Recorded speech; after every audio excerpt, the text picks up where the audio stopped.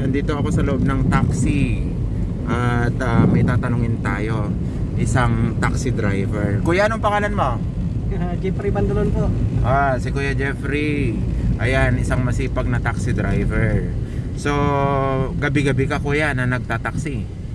Oo, gabi-gabi. Nako, kumusta naman ang buhay driver ng taxi? Tsaga-tsaga lang sir.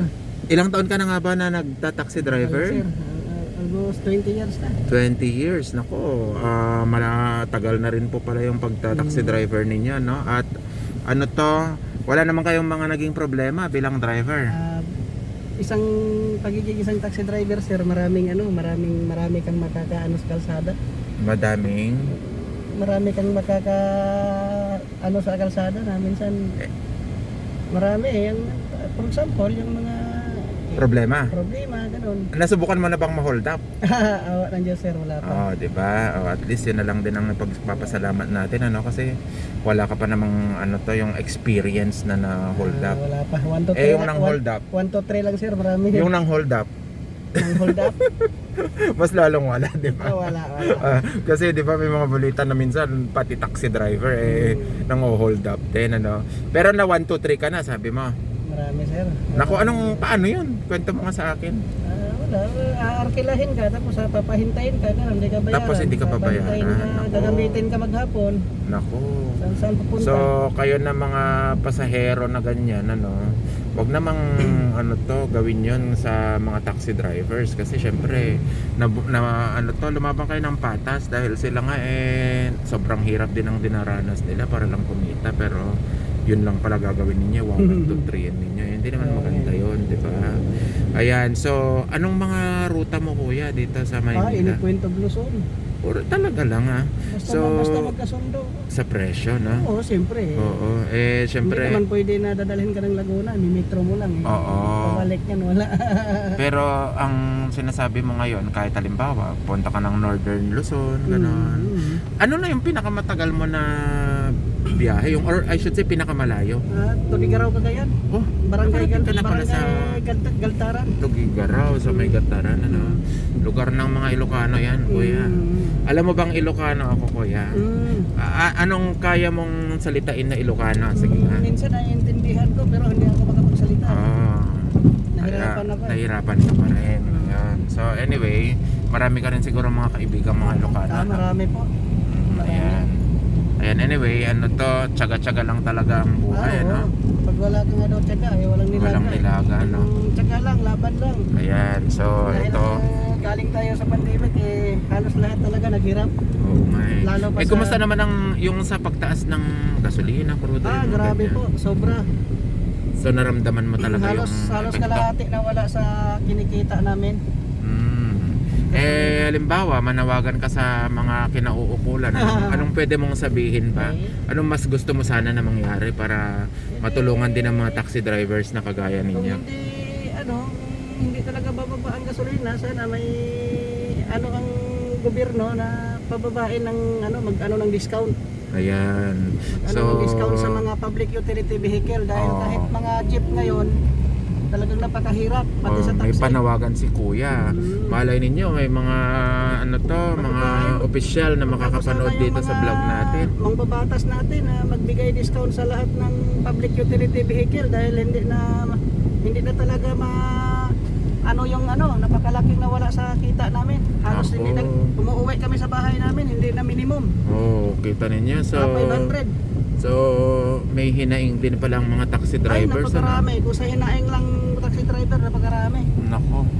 So ang gusto natin ay sana bumaba ang presyo ng gasolina, Mapababa at konti iba ang pa. gasolina kahit paano. Tama yun, Malaking bagay na. Kasi alam naman natin na kapag tumas ang presyo ng gasolina, sobrang may impact din yan sa lahat ng mga bilihin, serbisyo, magastos na, di ba pa, no? Malay natin kasi 'di ba mag-iiba na ang administrasyon.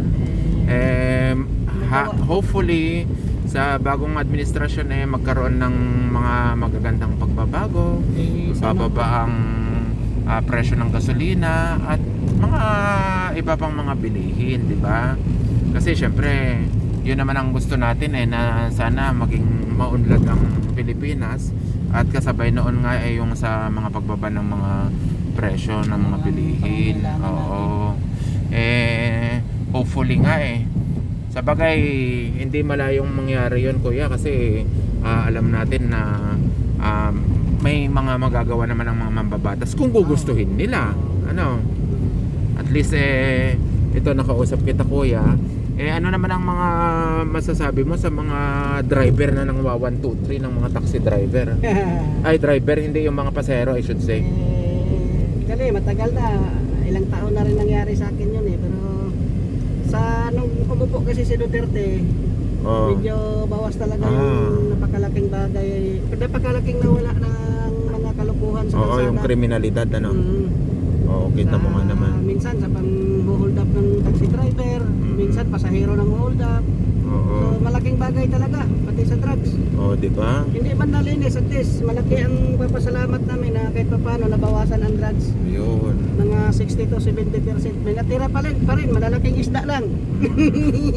Ano naman ang masasabi mo sa mga malalaking isda na yan na binabanggit mo? Yun lang ang masakit, hindi natin alam Sana rin daw ang mga malalaking isda na yan ay masampulan din, ganun ba? Opo, talaga naman.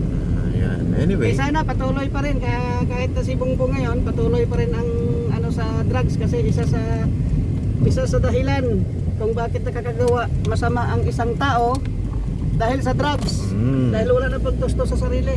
Nako. Tama nga naman yan. Mangbibiktima na lang kung driver man o mga ordinaryong tao, pinuhold up dahil sa drugs.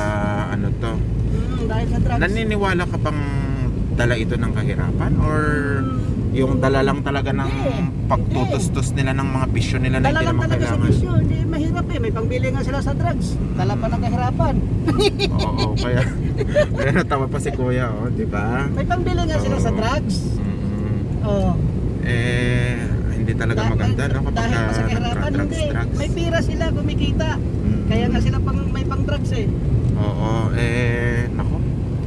Minsan nga yung mga drugs na yan na nagiging sanhi ng pagkakasira ng mga pamilya, ganon. Tapos yun na nga, mapapalitaan mo na lang na may pinatay, ganon, dahil ang mga pumatay pala mga drug addict din, ano? Totoo yan. Mga drug addicts din. Kaya ibig sabihin yan, kuya, mag-ingat ka lagi sa araw-araw na biyahe mo. At di ba panggabi ka?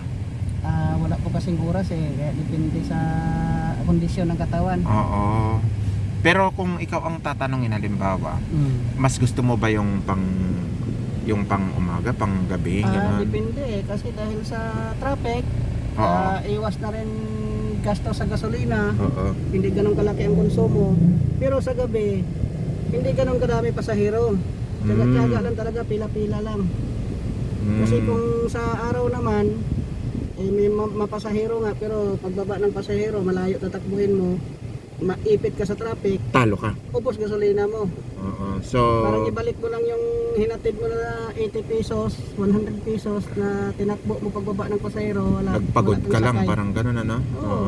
So hindi maiwasan sa mga taxi driver na minsan nagpapadagdag, nangungontrata, ganun. Dahil sa taas talaga ng gasolina. Ayun. So, lalo pa kung out of Metro Manila, yun. Kaya balik tayo sa panawagan kanina, no, na sana lang talagang bumaba ang presyo ng gasolina. Gasolina talaga. Sa dami ng Anong una kang di ba, matagal ka ng taxi driver. Maalala mo yung unang presyo nun ng gasolina nung ano pa? Panahon na yon? Panahon pa yun, ano pa lang yun? Mahal na, medyo mataas na rin yan, 38. 38. Nung una kang nag-taxi 36. driver. Tapos ang diesel nun, higit pa lang 20. 24. Ngayon, mga panahon na to. Sa Shell, sa Makati, 90 plus na.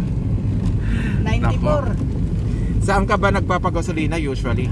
Petron pa rin at saka Shell kasi may mga gasoline station naman na mura. Nakakapagtaka nga bakit iba-iba ang presyo yun. Bakit nga ba? Hindi ko lang alam. Siguro alam na. Di ba sakit pa rin ng hindi TI? Sakit pa ba yun? Hindi ko lang alam. Pero anyway, yata. Pero mas gusto mo sa Sa ano yan, kamo? Yung... Sa Shell, Sa Petron, Shell, sa Shell Petron. Caltex na lang kasi ako Ah. nagpapaano eh. Oh, Petron, beke naman. Oh, nako. Ito pa lang si Kuya ay isang loyal na Oo, may ano mga- to, may mga card kami kasi customer may mga ninyo. points eh. Kaya ayun, panawagan ni Kuya na sana po bumaba ang gasolina. Siyempre yun din ang panawagan natin na bumaba ang presyo ng gasolina para lahat happy, di po ba? Sa panahon siguro ngayon, malabo pa sa sabaw ng pusit yan dahil Oo nga ang eh. lagi nilang dahilan yung digmaan sa Russia at saka Ukraine. Yan na naman eh. So, Oo, pero malay natin, oh, 'di ba? Wala namang imposible siguro. Pero 'yun lang. Hanggang dito na lang ang aming vlog. Salamat sa pagsubaybay. Ayun, so patuloy po ninyong i-subscribe at panoorin ang mga videos sa Ilocano Math TV. Kuya, imbitahan mo naman sila mag-subscribe sa mag-subscribe po kayo sa Ilocano Math TV. Ayan. Thank you very much.